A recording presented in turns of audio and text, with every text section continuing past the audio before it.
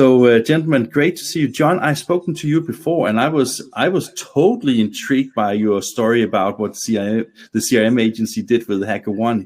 So that is perfect. And Jason, I have sent you numerous mails, never got any response from you. So we don't know each other yet, right? No, you sent me lots of clear instructions so far, so we'll just carry on the same. Okay, so I'm happy that you said they were clear instructions, because that helps me a little bit to get started with this one at least, right? So do we have sound, Gene? No, we don't have sound. I think, yeah, maybe it's just like a wired cable. Maybe that helps a little bit. Well, that shouldn't stop us for introducing each other. Jason and John, you have the CRM agency together, right? We do, yes. Yeah, and it's only you two, right? Well, we're the core. We keep the core of, we like to call ourselves THE for short. So Jason and I have worked together for many years. We set up the CRM agency in 2016, and we love working directly with our clients. So we have support teams, but when clients work with us, they get us.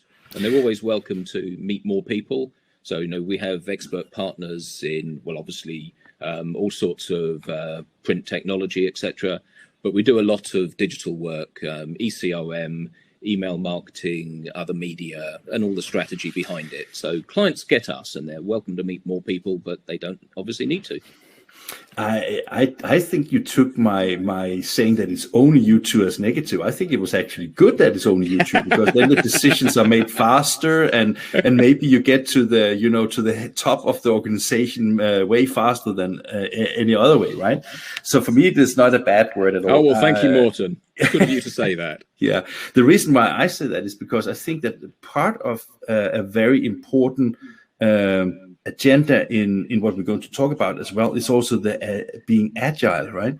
And I think that a smaller company that sets the teams depending on what tasks needs to be done by nature is more agile. Absolutely. Conversation we have often, it's fun with our clients where we might get asked where we can possibly keep up with a large organization. We can. Yeah, I'm sure about that. So you have obviously two different roles. I think, Jason, maybe you're a little bit more on the creative side. Is that correct? Yeah, I cover off probably more than one hat, since there's only two frontmen. But yes, creative is the majority of where I stand, and that's from more than one angle. So from an aesthetic point of view, design, brand, interpretation, visual identity through lots of different channels. Creativity through ideas. The concept of having ideas is sometimes still lacking. It seems that only TV has the idea of ideas built in, but also how technology can fit in and automated elements can fit in. And personalization is obviously a big part of what we're talking about today, and where technology fits into that and how it really does boost creativity. But unusually for a creative guy, I'm actually interested on the return on investment as well. So proving that creativity makes money is, the best of both worlds. That's actually very good that you mentioned that, because I have worked with a lot of creatives also when I used to work as a sales manager in a printing company. And I can't help think about that. When I did that, I had to live with that. Sometimes creatives have their peaks where they are ultimate, the best in the world. And unfortunately, they have down curves where it takes a little bit of time before they get up again. Do you recognize that at all? Well, yeah, ebbs and flows. But interestingly, John and I, we sold previous agency when we were in the middle of London, and for many years now have worked at home ever since. So we're quite used to this lockdown, to put it that way. Can anybody hear me now? Sorry. Yeah, we can hear you. Yeah. Hi, Jane. I get so excited about this conversation. I'm so happy because I had so many questions. But we can turn you off again if it's needed. I think it's you, Morten. Yeah, it is. Sorry. So, John, what is your role in the CRM agency? Well, sometimes I'll say I'll do the other things so that Jason can spend the right amount of time on the ideas, the creativity, and the technology side. I work on helping clients with strategic planning for their campaigns, and I look after the logistics of the account management, project management. So between us, we cover the bases, and where we need to bring in, augmentary additional skills, then we work with expert partners. And we got to know each other because I was actually recommended to call you, John, from Mark Hinder, who works from Rico. I think you also do some work for Rico, but you are an independent company, right? So you work with different print technologies and suppliers, and are not really. They pointed at you because you're the best, right? That would be very kind of them if that's what they said to you. Yes. Mark, he is a very good salesman, so he tells me whatever that makes the work done, right? Well, it's great that you're using Print and Inkjet for that to bring these ideas to life. So I've got to say, I'm dying to see how this came about and what it is that you're actually doing with it, because to bring Print into it, is that something you've done before you ran this campaign? Is Print something you still believe in strongly as an agency? Absolutely. Yeah. Well, you see the grey hair here, and it's in lockdown long. I cut my off. And I found mine. I actually started my career with Reader's Digest. So I started off with print publishing and a lot of personalisation. So this was early 90s. And I switched to agency side in 1993, working for an agency at the time was Ford Motor Company's biggest global direct marketing agency. So print is a big part of my career. In more recent years, obviously a lot of digital as well, but there's nothing to beat it for the longevity, for example, on somebody's desk. So we're actually, as well as the SuperHeroes campaign, just going to say a bit about a campaign that we did before that was also print-based. And then we like to play to the strengths of all media, but print still has a huge part to play in that. So on that note, does Print, in your campaigns, obviously you find that you're taking Print now and you're driving it to other forms of media to almost bring it to life, I guess? Yes. We'll have presented our whole campaign without showing you in a minute. There's a key slide that points out that we may have sent things to desks that were empty and what we did about it. So you'll have to wait for that one. Okay, Jean and I, we will keep quiet and turn off the cameras and leave the stage to you guys, and then hopefully there's some questions. Otherwise, I'm sure that Jean and I will have some questions afterwards. So take it away, Jean. Absolutely. Okay. Is there a way I can choose which screen I share? Because it's about to share. Yeah, when you click on the turn screen share on, you can see entire screen, a specific app, or a specific browser window. So you have three options when you click on that share screen. Can you see that? Are you seeing an endless? There we go. Yes, we're seeing an endless. Excellent. Okay, so I will. Oh, we see something now. Then I will leave it to you now. Thank you, Morten. Thank you. Well, one of the things we've done, not just with today's presentation, but we do a lot, is we've been working with a number of clients on webinars while lockdown's been on. And we know, as well as everyone else, how tempting it is to say yes to a webinar and then kind of get on with something else at the same time. So we work with our partners, Cognitive Media, who are fantastic at scribing live for events, or they can provide it in advance of the session. And the attention that it gets from an audience, and hopefully including this audience, as well as the retention afterwards, is a big thing for the presentations. So we've involved them in this. We hope you like what you see of them, and I'm sure they'd love to hear from you if there's anything you feel they could help you with. So there's a quick plug for Cognitive. As we were saying before, I started in, my career in the late 80s, but early 90s with Reader's Digest, and then a lot of personalised print campaign work through the 90s. Just as Jason did, we got very involved as digital came along, and have now worked across a broad range of on and offline media since then, and with the clients that you see up on the screen there. We love imagining a campaign that would help our clients achieve their objectives, and then bring it to life through the most compelling means we can possibly have. And Jason will show you some of our work as we go through the presentation. But we use the word thrive a lot, and that's what we want our clients' work to do. Thrive and achieve whatever objectives they have set for it. And essentially, I personally, but we love putting the problem at the heart of the solution. We use a matchbox metaphor here a lot. It resonates with our clients who feel their current situation is very much like the box on the left that you see here. And we love to help our client work towards clarity and help them achieve the box on the right. And the process of getting there is made all the better when an agency can rely on its partners, like yourselves, to contribute, printers, etc. And clients like Alice from HackerOne, in this case, certainly appreciated how that felt. I mentioned earlier on about the concept of including ideas, and we do run an ideas-led marketing agency. Our clients love that we make their campaigns stand out from the crowd, but also meet their business objectives, reflecting favourably their brand in a way that we will help them communicate.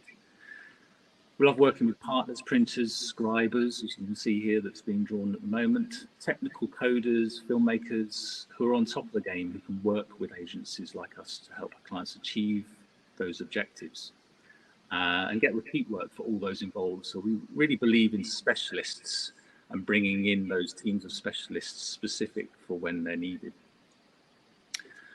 Once the big idea is approved, we often don't have a full picture of how the campaign will end up. It's more a case of the idea and how that fits as an umbrella over how it will be implemented. And so there's so many pieces that go into the puzzle itself. We welcome input with open arms, literally from expert partners like printers. In our experience, this contribution from printers has increased the effectiveness of the campaign and brought in new angles to a solution that we may not have thought of, because they are experts in their field, and we respect that, and they become part of our creative team. And we naturally gravitate towards print partners who do contribute or offer ideas or alternatives to whatever we've suggested. Otherwise, we're just sending you a spec for a job and choosing a price, and nobody really wants to work like that all the time. So as an agency, we love to work with a partner who are proactive and that communicate with us as an agency. For example, as a printer, you can send us samples of new materials, new folds, examples of new methods, or simply your latest news and achievements, either physically or via email. Doesn't really matter depending on what it is. For example, a regular but brief email to agencies would be a great showcase of your capabilities without great expense, and to get yourselves front of mind. But just remember, whatever you send, make it front of mind and something that will stand out in the inbox. And at THD, as long as we score the goal for the client, we don't mind who actually puts it in the net, so to speak. Be part of your customer's team. Don't be shy to throw ideas into the mix. We welcome that open communication in both directions. Suggest alternatives to what you're being asked to do, or even disagree in a constructive manner, obviously, with a plan put in front of you. I'm sure John wishes he had a good foot with his left, just like he does in this picture, but you get the idea. Very true, Jay. When I saw that one, I loved the cartoon, but I was never that good with my left foot. So we love planning innovative campaigns because it's part of what makes them stand out and make them memorable for the audience. Very keen to make sure that we're planting ideas in people's heads of what actions we want them to take, because our clients want them to take those actions, so that the pack presented to the prospect will resonate with them and help our clients' businesses to thrive. We've done this for a wide number of clients. We work a lot with the likes of, well, as Morten said, Ricoh. We're working with Ricoh on a number of campaigns at the moment. We work a lot with Adobe and numerous brands within the Swatch Group, for example. Combination of digital work as well as print design and realization. Client we want to talk about today is HackerOne. I don't know how many of you know HackerOne, but whenever you're making a piece of technology that could have vulnerabilities that could then be exploited by cyber criminals of various descriptions, it's best to use a third party to check the code. Because the team who built it aren't always the best at finding out whether there are any vulnerabilities that can be exploited. So HackerOne have hundreds of thousands of white hat hackers all around the world with expertise in e-commerce, for example, or government software, and they can help the owner of the software identify whether there are any of those vulnerabilities. So our role for HackerOne is to largely help them with lead generation, bring them in front of companies, so seniors in those companies like chief information security officers, who make the decision on who to use as a third party to check the integrity of the software. So as I mentioned there, the audience, they're really quite time poor because they have huge responsibility across a wide amount of code that's being brought live all the time. If anything gets missed, it can be quite critical. In Europe, we have GDPR, for example, equivalents in America and elsewhere. And of course, they're bombarded by sales calls because everybody's trying to talk to them about something. So cut through is essential here. With all of those different messages that they're receiving on a daily basis, wide variety on and offline, they'll have gatekeepers keeping away the direct mail that isn't standing out. They'll be receiving emails all the time and flooding their inbox with similar messages.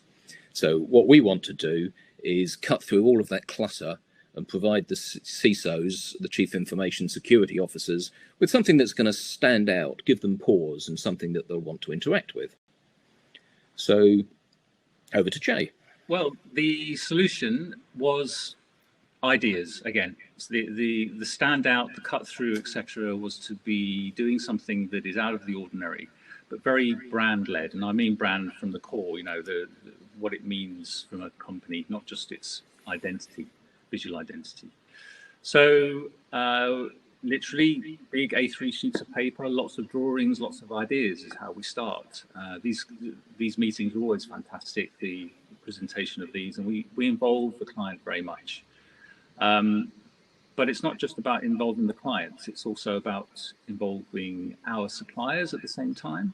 So the particular solution here was that there would be some kind of box of which a critical bug, and that's a phrase that would resonate very strongly with our target, because the critical bug is the one that could bring the whole system down. A critical bug is placed in a box, maybe with lots of other bugs which they know exist but aren't the critical ones. And we could place hundreds of bugs and one of them is the critical one and send that out. But it was actually a print partner that suggested replacing the cardboard bugs with branded sweets or candy, which is genius. The client loved the idea, and it's a good example of how a partner of ours being involved in that creative process just raised the caliber of the solution quite substantially.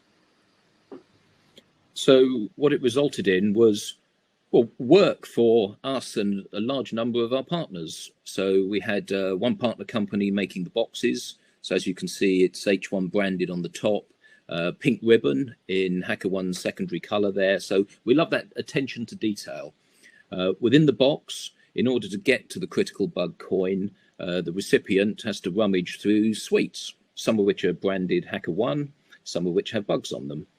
And then our print partner in this campaign, Gemini, produced the personalized card for us that you see on the right-hand side, which was the invitation to the dinner. And what was happening with these boxes is it would get into an IT department. It would be addressed largely to the head of that department. But as a box of sweets, they were then very well received by whole teams. And it has a longevity to it. So it's lasting on somebody's desk while the team are eating and enjoying the sweets. And the feedback we got from this campaign was that it generated 5 times its cost in leads from new prospects. If you then factor in the repeat business that HackerOne received from existing clients post the receipt of these boxes, the ROI goes up to 17 to 1. So doing something that's compelling, with standout, with longevity to it, printed well, delivered, fulfilled excellently, it produced work for a lot of companies and work for the client. So the challenge on the back of that was another campaign for the following quarter, but this time, not just for the UK, it needed to be for multiple European markets. So France, Germany, and a number of Scandinavian markets as well. And they wanted us to raise the bar. So for this campaign, we were then thinking, what could we do next that would raise the bar in that way? And we wanted to work with print partners because, again, it would be something that to get that cut through would need to land with these CISOs and equivalents in large companies. So we were looking for that bit of innovation and magic that would take the campaign up another level. HackerOne had some success in a related way where they have the most successful of their independent hackers who help companies to plug up these vulnerabilities. They'd done a few unique presentation pieces for them that would have their face on a cartoon strip. So we had the genesis of an idea here for a campaign. Thinking through it further, taking the analogy and bugs literally, as well as having the notion of superheroes, we felt that this was crying out to become a comic book story.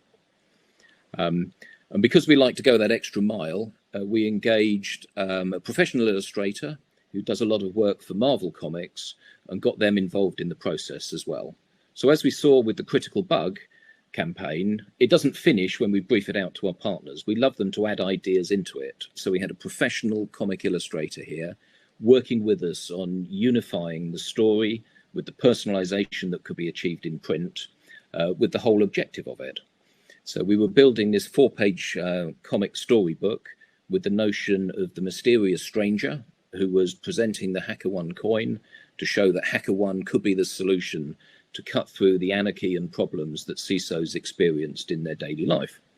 And you see here how we're building through the stages of initial illustration, getting into more finesse with the colors here, where here we're mapping out and involving the printer who's ultimately going to do the digital print on where the text would be, recognizing this is going to be in different languages as well, where the personalization will be, and then going the extra mile to make sure the areas for the personalization are designed. For example, they're going to make sure that however long somebody's name is, it's still going to fit on the nameplate you see on page 2 and up in the top right-hand corner here. Gemini provided us with digital proofing, which was fantastic because we wanted to make sure that each element of the personalization was working how we wanted it to, so that the nameplates were working in all cases. As we moved past proofing stage and getting into the print, we knew that we wanted the comic to land with the right people, but just with the Critical Bug box, we wanted to make sure that it would be opened and kept and read. And we thought that with the nature of the comic and the mysterious stranger, we would make the envelope, and the sticker you see there was to seal down the flap on the back. So it's all signed off and approved for release, but only on a certain date. Priority invitation enclosed to make sure that it stood out for the gatekeeper, so it would reach the recipient and they would actually open it and read the comic. So what we had, you see the final cover for the comic here with the card on the right-hand side of it that has the HackerOne coin, which were proving from previous events, previous marketing, live events. These coins are very popular in this industry. Looking at the center spread of the comic, you can see here how it finished up with the personalization at the top. You have a queue of people queuing at the CISO's door. What are we going to do about this problem and that one? All the screens are turning red with alert symbols.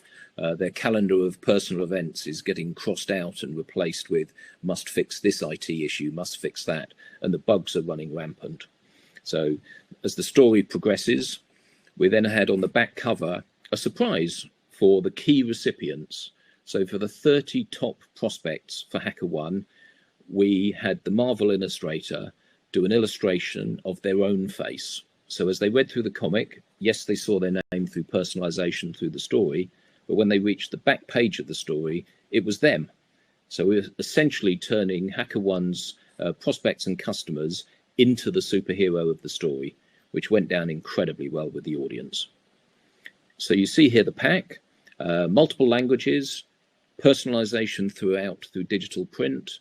That included, on the digital run, we had JPEGs for all of the personalized faces with different suits. So you see the body here for the personalization, not just male and female variants, but we decided that certain of the recipients definitely would wear a tie and certain of the recipients probably wouldn't. So there's two different bodies here. So we had all of that variation and segmentation in place. But there was one issue. Basically, this was arriving on exactly the week that people were starting to be told to work at home. So we had this fantastic lead up to an incredible campaign, which some of them, if not a majority, possibly would never see it. So this was obviously a big issue.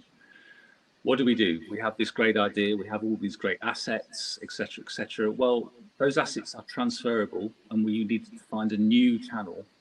People working at home, hopefully still receiving their work email. So literally a day and a half later, we turned the cover into an email element and told them there's something that may have landed on your desk, but don't worry, we're going to send it to you here as well.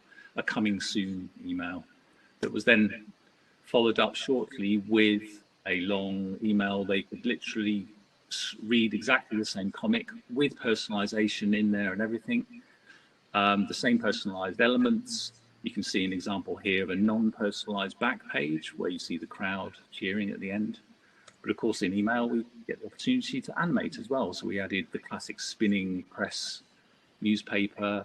The calendar was animated to show all your personal details being crossed out, replaced with panic, stress, work situations, shining on coins, etc., etc.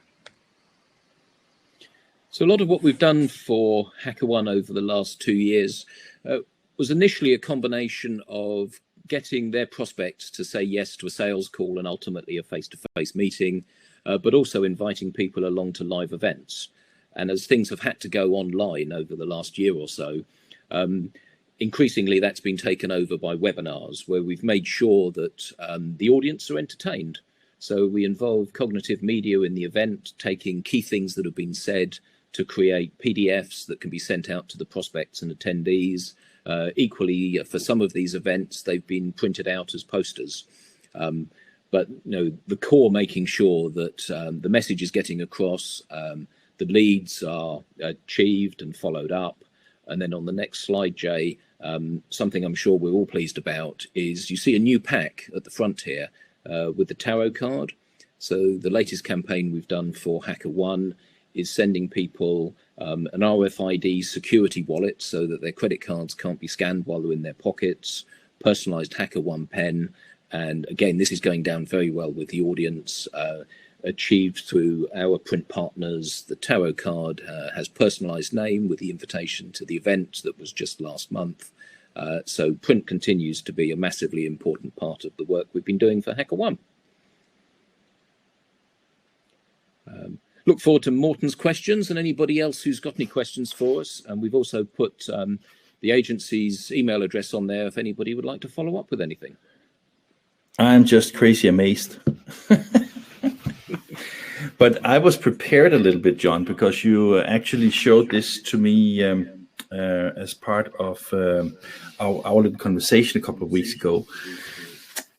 Can I ask you maybe a very direct and improper question? You can always ask, Morten.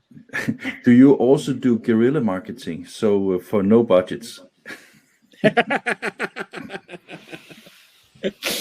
I couldn't help it, sorry. Who that would be for, Morten. I think it's for you, John, because Jason, he makes the most wonderful thing regardless. So I'm not worried about him. I'm worried about you. No, the reason I'm asking is because when I see the work of agency creative, I mean, obviously there's a big difference agency to agency. And I take that when I see your stuff, very good ideas, very good execution, very nice everything. And it's not because I always want to make things on a budget. That's not what I'm asking. But I was just wondering, is it easier when you have budgets? Because this was not an inexpensive campaign, right? Budget always helps, certainly. A lot can be achieved in relatively straightforward ways. I think we tend to flip it round with clients, and it's looking at what the return on the investment would be. So for companies who can see a large return, that will justify the budget. If you're doing something, we work with clients where some of what we do is very straightforward because it might be a one-off and for a small audience. For other clients where it's for a large audience and the gains are substantial, I think that's what should be driving the budget rather than a notion beforehand that isn't tied into what the return would be. And I think that applies to print as well as online. So sorry, I was going to say it's almost like cost per response as opposed to cost per print, because obviously if they're going to get a great response, then that's what it's all about. And I thought the returns on your campaigns, I mean, those are fantastic, for companies to get those kind of returns. And we have another software client that are better not named, but where they're looking into the renewal of licenses, then a lot of that is done through email. But then people can change their email. They might have, their interest in what they bought before has diminished, and so they're not necessarily receptive to that message. And we've had success with print campaigns there where people's letterboxes aren't in huge demand in the way they were when I was contacting just about every household in the country for Reader's Digest. So, a doormat is a good place to put a message. Particularly something which has that dramatic standout again and is for a brand that is known and an intriguing message which can get cut through. That's what it's all about. We're looking at the most optimum medium to get that return on investment. Actually, sorry, carry on, Morten. You asked. Yeah. Okay. Actually, it's because my question was actually part of a trick question. And that is because a lot of people in the printing industry believe that print needs to be cheap, and we are actually selling added value more than selling just a piece of paper with ink on. And I'm just trying to see because your answer, in my opinion, was totally right, that the budgets are only interesting in relation to can people afford it, and is there ROI interesting to talk about. But I can't help thinking about if we also take the opportunities, for example, with inkjet, that this is the topic of this week. We now have an opportunity to make personalization in masses. We have opportunities of making some that looks really cool, even from Jason's perspective, maybe. And at the same time, we are able to do that on something that is cheaper than if it was printed in other technologies. The problem is that sometimes a printer will just give that savings away rather than keeping the money to themselves. So do you think that, it's a kind of leading question, do you think that it's possible for also this industry to actually turn the selling point away from being a cost plus model to be what value we add to the communication? I think so, yes. And we see it because we do repeat campaigns for clients. So the first one is often a proving ground. And then by achieving them a return, they then want to do more. So, we accelerated from the box of sweets to a highly personalized, including the face, comic. And there is an expense to it. But, anybody looking to do something personalized that, by all means, talk to an agency. And if that's us, fantastic. But also talk to the printers for their capabilities. Because we love it when we get told about whatever it is, the capability in sizing for a different machine, a new technique in personalization, folding techniques. We love to involve our partners because the ultimate idea can come from anywhere. And where you are getting out to an audience, it might be a small audience of really key decision makers. So the volume of send needn't be that high. And with the capabilities of digital print now, so much can be, designed in quite a cost-effective way. And then the systems that certainly our print partners use, with online proofing and the way they set up, it's affordable campaigns for a lot of our clients. Absolutely. And I would say on the budget issue, get the right people involved, and it's not expensive to come up with a spectacular idea. But if it is possibly landing on somebody's doorstep and you're selling windows, something quite normal, of which there might be other people in the area doing exactly the same thing, then wouldn't it be great if it looked like there was a smashed window on the inside of your door, rather than a logo, a picture of somebody going like this in front of a window frame and some lovely copy and a phone number. Do something that stands out. That I would love to think that everything that has an idea behind it is going to get shared at least once. And even if it's a case of, oh, have you seen this? Yeah, that's great. You've suddenly doubled the amount of people that householders have been exposed to, and that's not necessarily an expensive thing to do. You've put so many different levels of variable data and versioning in those campaigns. Was it, let's try this and send it out to 20 people, see what reaction we get? And did you do little test runs first, or did you say, this is going to work, this is great, let's go out there and make it happen? We do testing on this one. No, we planned it through carefully with the client, with our print partner Gemini, and this was in multiple languages, so there was that variation. No, we worked it through between us, so we didn't run a test run before, but it worked so well. We're now looking at doing it again. Of course, who wouldn't?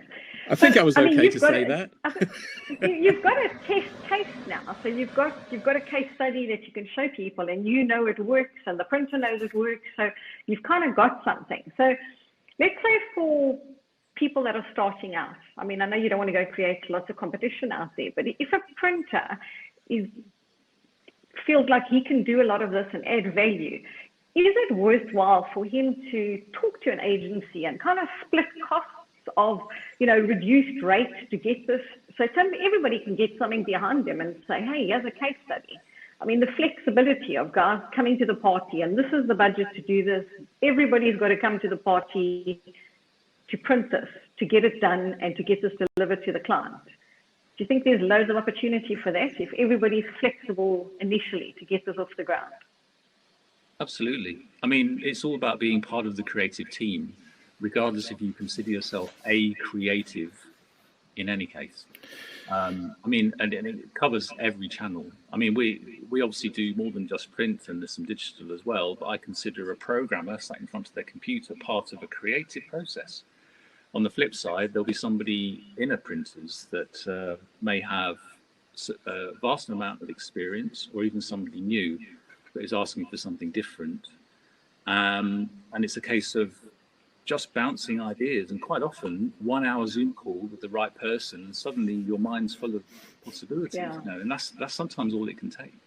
And I think for the printers as well, all of the capabilities that they're imagining off of their machinery and the expertise of their teams, sharing with an agency what it is they feel can be done, even just logistically. And then, as Jason says, getting a creative mind on the case, if they don't have one themselves in-house, to look at how that could be shown and showcased to people. So we put on one of our early slides, we love hearing about new innovative advancements, on and offline, where it's something that, if a printer has discovered something that they can do, then tell us about it, and we can find a way to help them showcase that. And then they can offer out those services to their client base. A couple of years ago, I attended conference from the Danish National Post, like the UK Postal Service, right? And one of the interesting things, as a takeaway for me at least, was that somebody was talking about that print became like more exclusive to have, as like it's a kind of a luxury product, because as you said, it moved from being a mass communicator. You had your mailboxes were filled up with junk, and you just like, oh, right? And then it was personalized with the internet and with emails. That become like junk if it's not smartly done. And with the reduced number of, as you say, landing on the doormat, is also how you see that print becomes more like an exclusive kind of communication channel. Yeah, it's almost it shows effort and consideration. And then time. if you take that up a caliber and start doing obviously inject with personalization, etc., suddenly you're doing something that is more targeted than anything else other than maybe your web browser. Yeah, that is probably the one that owns everything. Right? Yeah, Google will always know more. Yeah. I think that's the next step, though, because I think there's just, we were speaking, Morton and I were chatting about this earlier, and there's just such a lot of opportunity to educate printers on what speak the language that agencies want them to talk, and speak the way that brands want to, because brands want to be shown different solutions and what's capable with a press. And I think there's just such a huge opportunity for us to just keep upskilling the printers and the salespeople on this is what you need to be doing. You need to be getting closer to agencies, but coming up with solutions, coming up with new ideas. As you said, John, just being part of the team and being part of the creative side, because the speeds and feeds just aren't going to do it. And there's just so many print companies right now that's all they push, the speeds and feeds. So, I mean, for you have lots of printers banging on your door with ideas. And not as many as we'd like, no. I mean, we love it when somebody says, we've discovered that this machine we use, it does this, but what could we do with it? Great conversation. Yeah, I'd love to have quite a few years ago, it was a case that the printers were saying, we can even print on this, and we can print on this now. And it's like, well, that's great. I don't know where it could lead to, but if at that convention event or whatever, they had handed me a banana with their logo that says "Eat Me" printed on the skin, well, that's a bit more impressive, isn't it? And it's something I can remember, and that would cost them, relatively little. But it's a memorable event.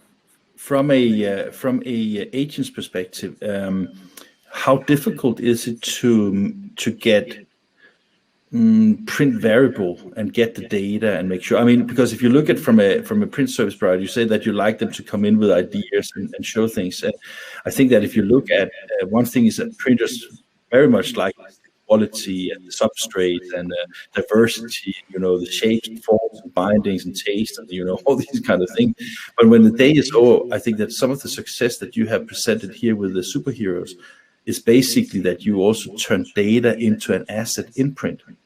And I was just wondering, how difficult is it in case a printer is wondering about going into that direction? Is that like a very specialized niche and data capabilities and this kind of thing? Or do you deliver more or less finished files for anybody to produce from? Oh, in terms of the recipient data? No, I was thinking more like, in the old times, we made a PDF, delivered to the printer, the PDF delivered 5,000 copies back. But in these cases where we have a lot of variable data, either you deliver 5,000 PDF files, I'm exaggerating, right? Or you deliver a solution where the data is dynamically generated based on this thing. And that is not something that all printers have. So, of course, it limits a little bit the number of companies that can offer something of value to you guys. And I was just wondering, is it something that you do, or is it something that your Gemini provider is doing? I mean, all the data merging and the intelligence before print. We took advantage of a lot of Gemini's capabilities, certainly, but it was also very iterative between HackerOne, us, and Gemini. They should know, right? So we were playing on the skills of everybody, because making it an iterative process, we were building up the integrity of the cartoon story through the illustrator, but also not just showing the client for sign-off, but involving Gemini in the process. So we'd be saying, so the name plaque, obviously it works much better as a landscape name plaque because you can have a longer name than a portrait name plaque. And looking at knowing that we were going into other languages that may well be longer, making sure we had the room for that. And then calling upon Gemini's ability to not just digitally print text, but switch out the JPEGs of the faces. So printers building an expertise in the management of data, as well as, now we're under GDPR, making sure that that data is protected as it's going from one place to another.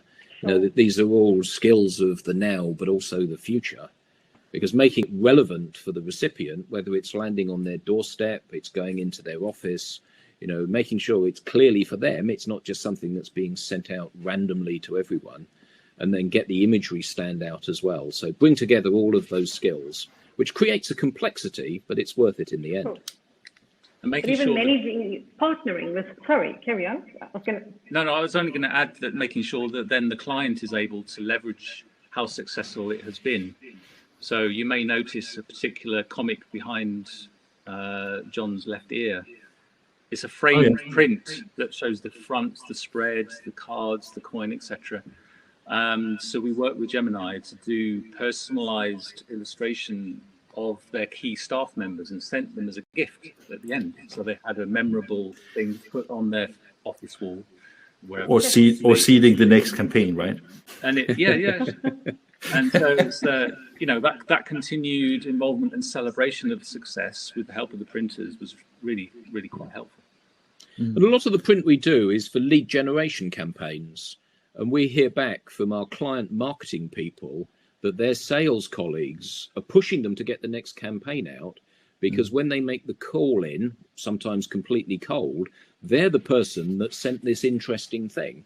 And so for the printers doing their own marketing direct to their prospects, being able to send something intriguing and then follow it up with a call and explain what it is and how they did it, it's that conversation starter. Actually, you've got the technology that does it, don't you? So you want to send that out there, so people, that is your best lead, basically, or you're showing people what the press is capable of doing. Absolutely. And actually, on Thursday afternoon, we have something called Print Sample TV Live. I don't know if you know about it, but it's one of our hosts on English TV that is presenting print samples. And since we have a week with inkjet, it's actually showcasing a lot of ideas what you can do in print using this news technology. And that is Thursday at 3 p.m. CT. So just if anybody's listening to this and want to dig into it, that was my little contribution to today's marketing contribution here. Guys, I would like to thank you very much for a wonderful presentation.